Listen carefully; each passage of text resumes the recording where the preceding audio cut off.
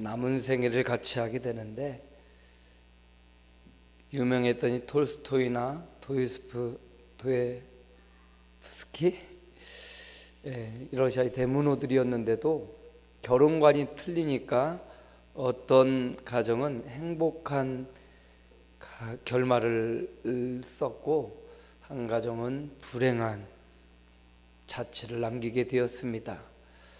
한 사람은 결혼을 결정짓고 불행한 가정, 행복한 가정 이렇게 정의를 내렸지만, 한 사람은 계속해서 연마해 나가는 것이 결혼 생활이라고 이야기를 했습니다. 그래서 우리가 어떻게 결혼관을 갖느냐, 어떻게 남은 생에 행복한 삶을 살 수 있느냐, 비결과도 같은데 서로에 대해 우호감을 가져라. 좋은 생각, 우호감을 갖는 거라는 거죠. 우호감을 가지려면 어떡하냐? 관심을 갖고 좋아하는 것, 싫어하는 것, 사랑의 지도를 그려보고 그 지도에 맞게 살라는 거죠. 두 번째는 대화가 중요하다고 했습니다. 비난하고 방어하고 경멸하고 담쌓는 대화는, 그것만 봐도 이분들이 그러잖아요. 3분만 부부가 대화하는 형식을 봐도 이 부부가 얼마나 갈지 아니면 이혼할지 거의 100% 맞춘다는 겁니다. 그 대화 속에 그들의 사랑, 그들의 행복의 비결이 들어있기 때문이죠. 우리가 이 부부관계도 그렇고 대인관계도 그렇고 주님과의 관계도 마찬가지입니다. 주님과 우호감을 계속 쌓아야 되고, 주님과의 대화, 기도의 소리가 많아지고 기도의 소리가 있을 때 우리 또한 행복한 그리스도인의 삶을 살아갈 수 있을 것입니다. 부부의 날, 또 가정의 달을 지나면서 저와 여러분이 교회가 행복한 가정들이 많아지고, 또 교회 안에 그리스도의 행복한 삶이 많아지는 우리 아름다운 교회가 되기를 주님의 이름으로 축복합니다. 지난주에 우리는 있는 자요 믿는 자가 되라 라는 말씀을 받았습니다. 우리는 아무것도 없는 것 같지만 이 땅에 태어날 때 하나님이 주신 달란트와 재능을 갖고 태어났습니다. 남다른 재능이 누구에게나 다 있습니다. 그것 가지고 이 땅을 살아가는 건데, 그것 때문에 너무나 잘나고 너무나 다른 사람보다 우월하다고 생각하는 그것 때문에 우리가 속고 살 때가 많다는 거죠. 있는 것, 이건 내 것 아니라 하나님이 주신 것이라는, 그리고 그 하나님을 믿는 자가 될 때 그 믿음으로 구원을 받게 되고, 믿음의 삶은 예수님을 따르는 삶이다. 예수님은 어떤 삶을 사셨냐? 많은 사람의 섬김을 받으려 온 것이 아니라 섬기려 하고 많은 사람을 위해 자기 목숨을 대속물로 주려 함이라. 예수님의 삶은 주는 삶이었어요. 자신을 주고 목숨을 주고 생명을 주고 사랑을 주는 삶이었습니다. 예수 믿는다는 사람의 삶은 바로 예수님을 따르는 삶, 주는 삶을 사시기 바랍니다. 가정에서도 여러분 남편과 아내 자녀들에게 주는 삶을 사시기 바랍니다. 그리고 그 주는 삶을 통하여서 그리스도를 따르는 삶을 살아가시기를 축복을 드립니다. 이제 예수님께서 마지막 유월절 지내면서 예루살렘을 향하여 마지막 예루살렘을 향한 여행을 시작하고 계십니다. 이제 이때 예수께서 오늘 말씀해 보니까 제자들을 따로 데리고 그들에게 주는 말씀이 오늘 본문의 말씀입니다. 12제자를 데리시고 이르시되 라고 오늘 본문이 시작되고 있습니다. 12명의 제자들에게 예수님이 이제 마지막 예루살렘을 향한 그 여정 가운데 반드시 주고 싶었던 말씀이 오늘 본문의 말씀입니다. 예수님이 마지막 예루살렘을 향한 여행에서 제자들에게 주고자 했던 말씀의 의미를 오늘 우리도 깨달아가기를 원합니다.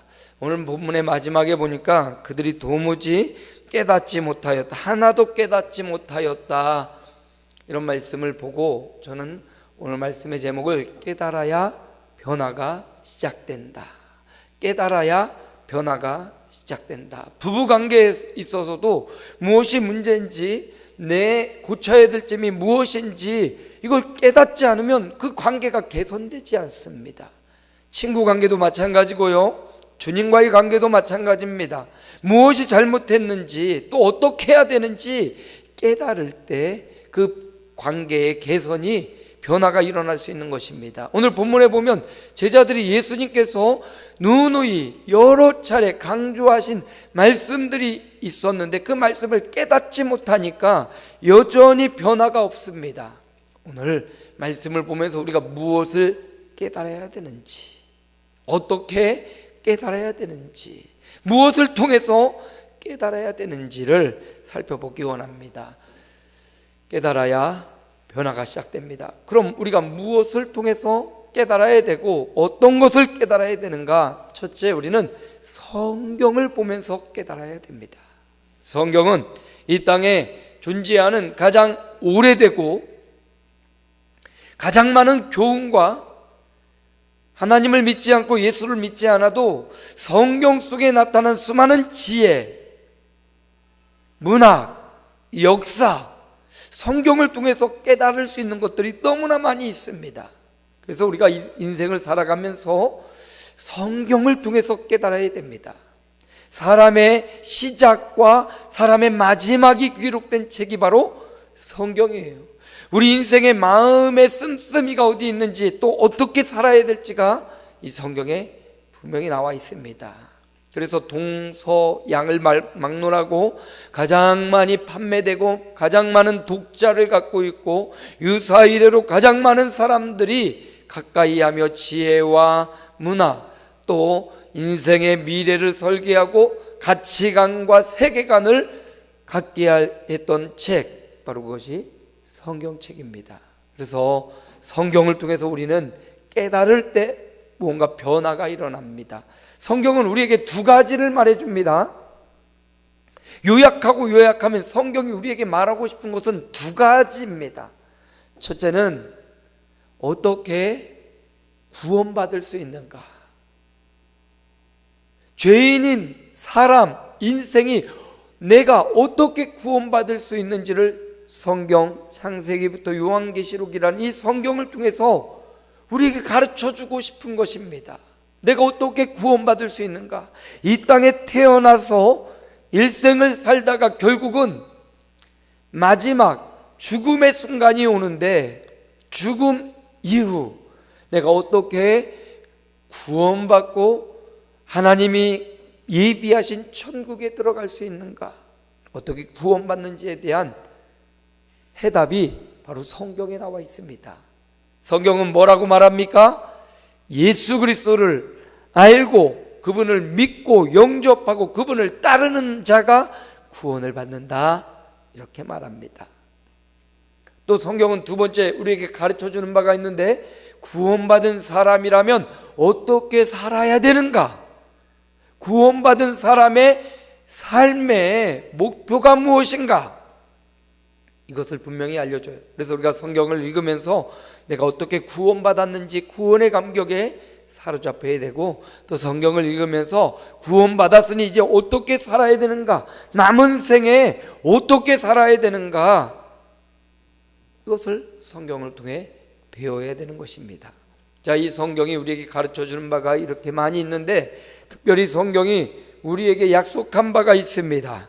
특별히 오늘 예수께서 31절에 보니까 제자들에게 이르시되 우리가 예루살렘으로 올라가느니 선지자들을 통하여 기록된 모든 것이 인자에게 응하리라, 이런 말씀이 나와요. 예수께서 친히 하신 말씀이에요. 예수보다 더 먼저 왔던 선지자들이 기록된 모든 것이 나에게 임할 것이다. 선지자들의 기록이 바로 성경입니다. 성경이 말하는 바가 나를 통하여 응답될 것이다. 성경의 예언이 나를 통하여 이루어질 것이다. 이렇게 주님이 친히 말씀하시는 거죠. 예수님의 이 말씀은 한 번 말하고 끝난 말씀이 아닙니다. 마태복음, 마가복음, 누가복음을 보니까 누차 계속해서 제자들에게 반복하여 이런 말씀을 하셔요. 선지자의 글이 나를 통하여 응답될 것이다. 나는 붙잡힘 당하고 채찍질 당하고 나는 죽을 것이고 죽은 후에 3일 만에 살아날 것이다. 이 예수님의 십자가 고난과 부활에 대한 이야기를 예수님은 수없이 많이 제자들에게 미리 예언해 주셨다는 거죠. 미리 말씀해 주셨다는 겁니다. 자, 성경을 보니까 성경을 보고 우리가 깨달아야 되는데 선지자의 글을 의미하는데 선지자의 글에 이런 예언이 있어요. 이사야 7장 14절입니다. 우리 함께 읽어볼까요? 그러므로 주께서 친히 징조를 너희에게 주실 것이라. 보라, 처녀가 잉태하여 아들을 낳을 것이요 그의 이름을 임마누엘이라 하리라. 처녀가 잉태하여 아들을 낳을 것이요 그의 이름을 뭐라고요? 임마누엘이라고. 임마누엘은 하나님이 우리와 함께 계시다라는 의미입니다. 이 말은 무엇입니까? 이사야 선지자를 통하여 예언한 바 하나님이 너희 가운데 임하실 것이다, 하나님이 인생의 모습으로 너희에게 오실 것이다 라는 예언과 같습니다. 이사야 선지자는 예수님 탄생 전 700년 전의 사람인데 그가 친히 성령의 감동을 받고 임마누엘, 하나님이 너희 가운데 사람의 몸을 입고 오실 것이다 라고 예언을 한 거예요. 오래된 예언이죠. 또 한 말씀이 나와요. 구약성경 선지자 미가의 말입니다. 함께 읽어봅니다. 베들레헴 에브라다야, 너는 유다 족속 중에 작을지라도 이스라엘 다스릴 자가 내게서 내게로 나올 것이라. 그의 근본은 상구의 영원에 있느니라. 어디에? 베들레헴에 임마누엘이신 하나님의 아들이 태어날 것이다 라는 성경의 예언이에요. 그래서 우리가 성경을 보면서 깨달아야 됩니다. 성경의 예언을 통해서 누구를 예언하고 있는지, 성경이 말하는 바 구원하실 분, 살아계신 하나님의 아들은 누구이신지, 그분이 어디에 오실는지에 대한 예언을 주의 깊게 살펴봐야 되지요. 그리고 이 성경의 예언이 어떻게 이루어졌는지를 보아야 되는데 예수님은 그렇게 말씀하셔요. 이 성경 선지자들의 모든 예언이 나에게, 인자에게 응하리라, 이렇게 말씀해 주셔요. 정말 그랬는지 예수 그리스도의 출생의 역사를 보니까 마태복음 1장 23절입니다. 함께 봅니다. 보라, 처녀가 잉태하여 아들을 낳을 것이요 그의 이름은 임마누엘이라 하리라 하셨으니 이를 번역한즉 하나님이 우리와 함께 계시다 함이라. 예수님의 탄생과 더불어서 예수님의 탄생을 천사가 말해 주기를 그의 이름은 임마누엘이라. 임마누엘의 이름, 이사야 선지자로 예언된 그 임마누엘의 이름이 누구에게? 예수님에게 지금 적용되고 있다라는 겁니다. 예수님을 통하여 성취되고 있습니다. 예수님에 대한 예언이, 구약의 예언이 예수님에 의하여 성취되는 말씀이에요. 또 마태복음 2장 1절 함께 봅니다. 헤로드 왕 때에 예수께서 유대 베들레헴에서 나심에 동방으로부터 박사들이 예루살렘에 이르러 말했. 어디에? 유대 베들레헴에서 나셨습니다. 미가 선지자의 예언대로 예수님이 베들레헴에 태어나심으로 선지자들의 예언이 몇백 년, 몇천 년 전에 선지자들을 통하여 예언했던 그분 예수님이 이 땅에 임마누엘로 오셨고 또 베들레헴 장소에도 정확하게 예언된 장소에 예수님이 태어나셨다는 겁니다. 이 일을 통해서 우리가 깨달을 수 있어야 돼요. 성경을 보고 깨달아야 되고 예수님을 보고 깨달아야 됩니다. 무엇을 깨달아야 됩니까? 예수님이 바로 성경에 예언한 그분이라는 사실, 그분이 바로 살아계신 하나님의 아들이라는 사실, 우리와 똑같은 육신의 몸을 입고 왔지만 그분은 동정녀에 의하여 출생하셨고 그분은 살아계신 하나님의 아들이라는 사실을 깨달아야 된다는 것입니다. 성경은 계속해서 예수가 살아계신 하나님의 아들인지 아닌지를 증명해 보이고 있어요. 특별히 요한복음에 보면 예수님이 살아계신 하나님의 아들인 증거가 요약되고 집약되고 7가지로 이렇게 축약되어 있는데 그게 바로 예수님이 물 가지고 포도주로 만든 사건. 물이 어떻게 포도주가 됩니까? 사람의 말 한마디에 포도주가 될 수 없어요. 포도주는 오랜 기간 숙성돼야만 알코올 성분이 나오고 포도주가 되는 거잖아요. 그런데 예수님이 물동이에 물을 채우라, 그리고 떠다 주라, 포도주가 되었습니다. 사람의 힘으로 할 수 없죠. 그가 하나님의 아들인 증거입니다. 왕의 신하의 아들이 예수님의 말씀으로 깨끗하게 고침을 받았습니다. 38년 된 베데스다 열못의 병자가 예수님의 말씀으로 깨끗하게 치료되었습니다. 오병이어로 5천 명이 먹고 남았습니다. 무리를 걸으셨습니다. 예수님께서 풍랑이는 바닷가 무리로 걸어오셨습니다. 사람이 어떻게 무리를 걸어올 수 있습니까? 바람과 파도를 잠잠케 하셨습니다. 하나님의 아들이시기에 가능한 것입니다. 나면서부터 소경된 자를 보게 하셨습니다. 하나님의 아들만이 가능한 일입니다. 죽었던 나사로, 시체가 썩어가는 나사로야 나오라 할 때 그 죽었던 나사로가 살아났습니다. 이런 것들을 볼 때 예수님은 살아계신 하나님의 아들이었다라는 것을 우리는 깨닫게 됩니다. 수많은 증거가 있는데 그 증거를 불신한다면 이건 믿음이 아니라 그 삶의 자세가 잘못된 것일 겁니다. 한 사람, 두 사람, 여러 사람, 또는 한 가지, 두 가지, 여러 가지 증거를 통하여 우리는 종합하고 결론 내릴 수 있는 사고를 지니고 있는 사람들입니다. 그러므로 우리는 깨달아야 됩니다. 성경을 보면서, 말씀을 보면서 인생을 깨달아야 되고, 예수 그리스도를 보면서 그가 구세주고 살아계신 하나님의 아들이심을 깨달아야 됩니다. 그런데 예수님이 이렇게 선지자들의 예언이 나를 통하여 이렇게 응답되었다, 그리고 나를 통하여 응답될 거다라고 제자들에게 누누이 말씀하셔요. 마태복음에도 마가복음에도 누가복음에도 적어도 이런 순환에 대한 예고가 3번 이상씩 반복되어 나오고 있습니다.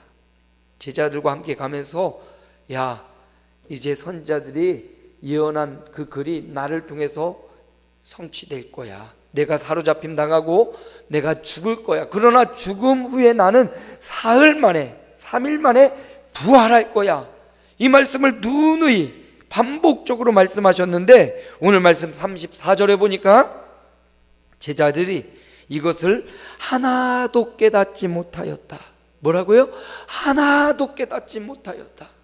예수님이 직접 그분이 살아계신 하나님의 아들이심을 가르쳐 주고요, 성경을 깨닫게 하시고요, 당신이 바로 하나님의 아들이심을 누누이 가르쳐 줬음에도 그들은 하나도 깨닫지 못하였다.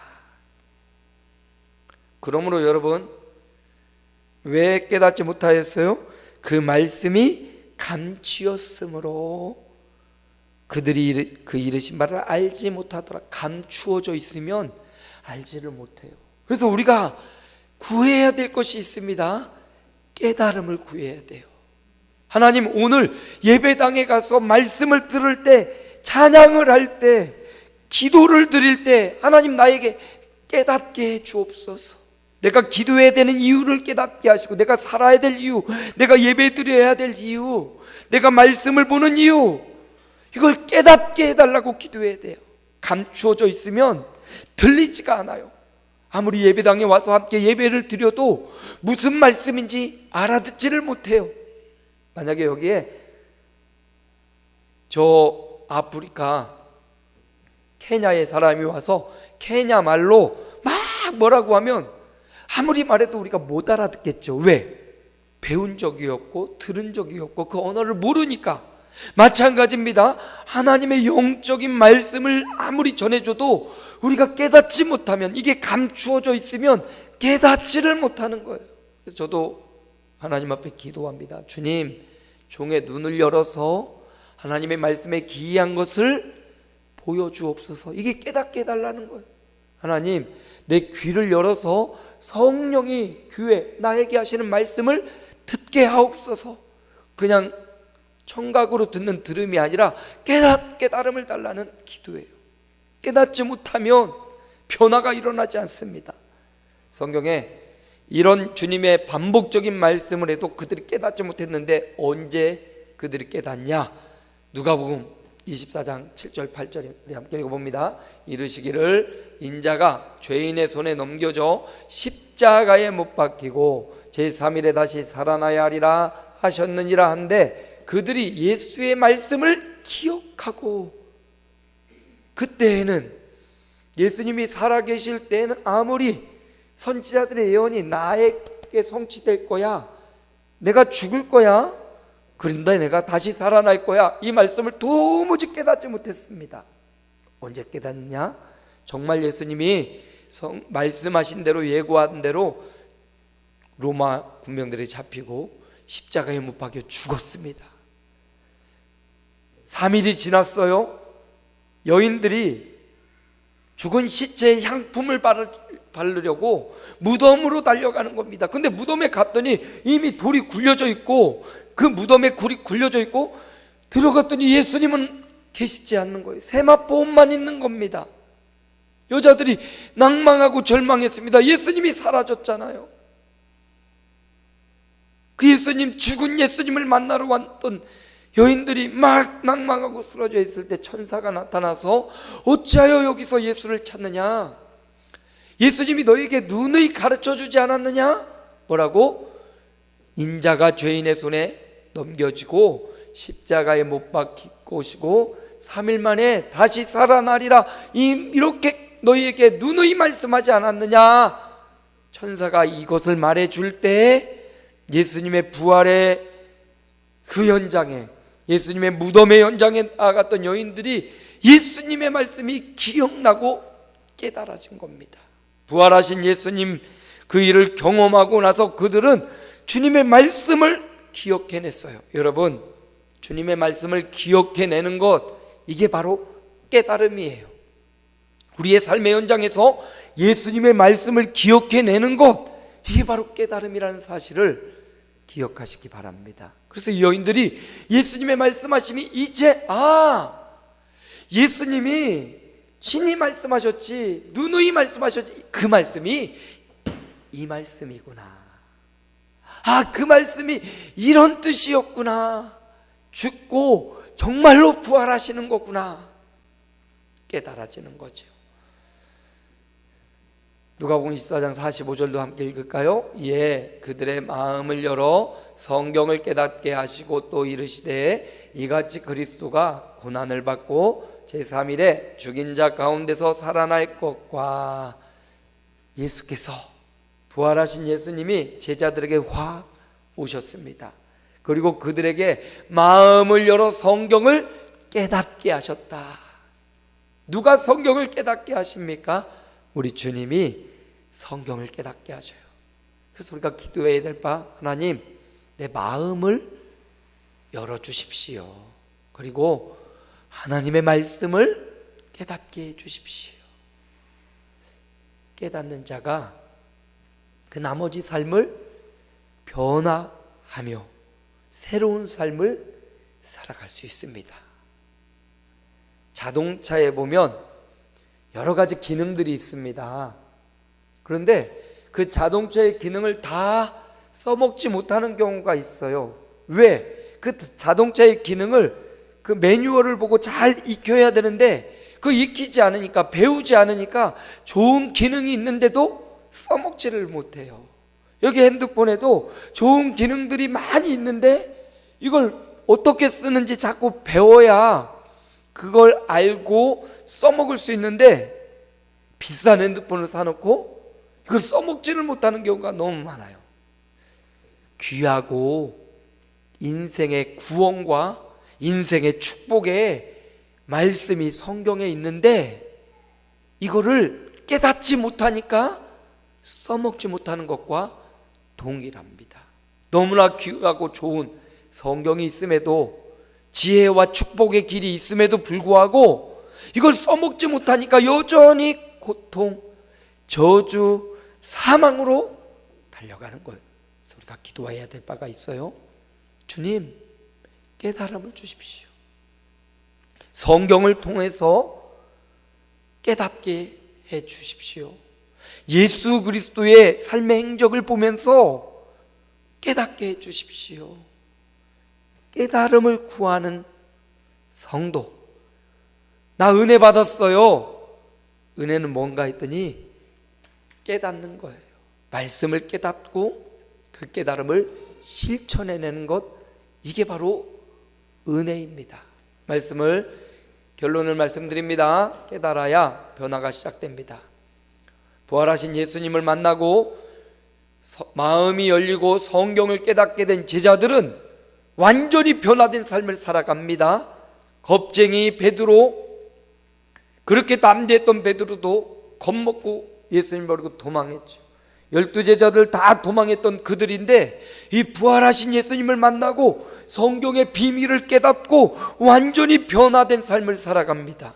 그래서 성경에 나타난 12명의 제자들의 행적을 살펴보니까 12명 중에 6명이 십자가 처형을 당하도록 순교의 길을 가고요, 그리고 나머지 6명도 다 돌에 맞거나 창에 뚫리거나 톱에 켜 죽임을 당하면서까지도 복음을 전하고 이 예수에 사로잡혀 살다가 수많은 사람들에게 예수의 천국의 복음을 증거하다가 순교의 잔을 맞습니다.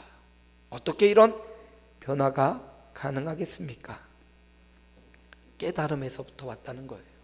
오늘 예배를 드리면서 깨닫는 날 되시기 바랍니다. 매일매일 여러분의 삶에서 성경을 묵상하고 그 속에 있는 예수 그리스도를 묵상하며 깨달음이 있기를 바랍니다. 이렇게 살면 안 되는구나. 이렇게 살아야 되는구나. 깨달을 때 비로소 변화가 시작되는 거예요. 변화가 시작되는 것 머무르면 안 돼요. 계속 변화가 일어나야 되는데 변화의 시발점, 시작점은 바로 깨달음에 있다. 깨달음을 구하시기 바랍니다.